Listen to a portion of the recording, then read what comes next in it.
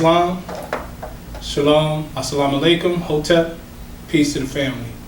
I'm Shamil, and you are now watching part 3 of our series pertaining to my book, What is the Higher Self?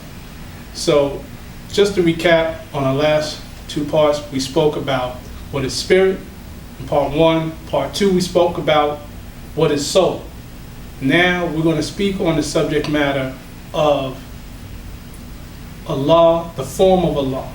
Because as we mentioned in chapter 3, in those verses between 5 and 10, it speaks about the higher self being, again, human spirit clothed with soul, made in the form of Allah. Now, that's a concept that a lot of people can't fathom. In other words, how is it that one, Allah, can be in man, or the higher self be Allah in man, much less how can Allah have a form?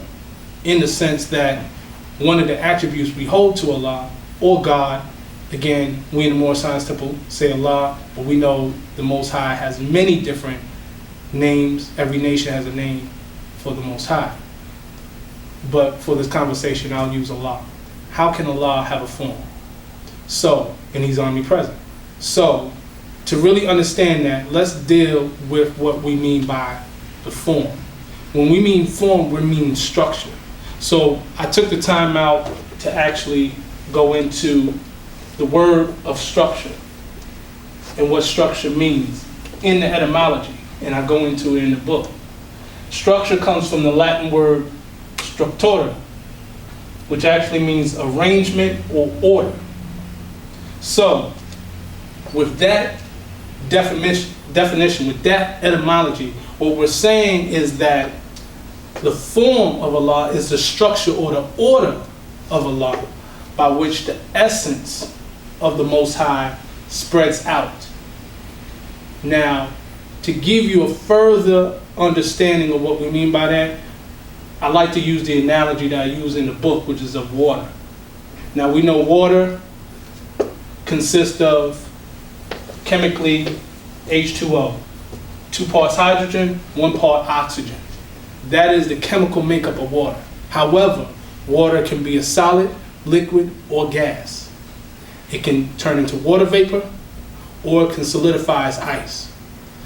Water is colorless, it's odorless, it's tasteless, yet it has a form.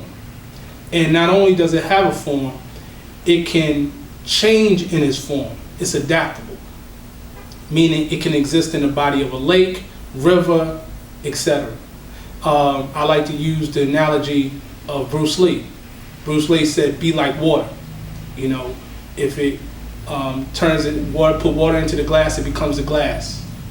Put water into the cup, it becomes a cup. Put water into the teapot, it becomes a teapot. Be like water, because water is flexible. Water, essence of water is what it is. However, it takes on that form.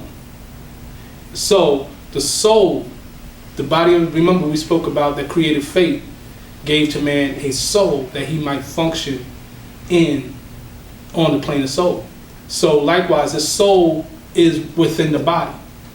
So the body would be your physical body. The soul existing and taking on that form is that structure or that order. The essence of you is the essence of the Most High, the essence of that spirit. Because remember, that spirit is that breath, that holy breath.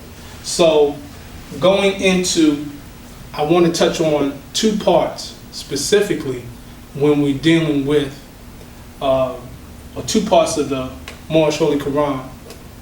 One, here's chapter 7, verse 1 to 13. And I'll read some of it. But this ties in and it gives you a better understanding of what we're talking about when we speak of that. So I'll just read that briefly.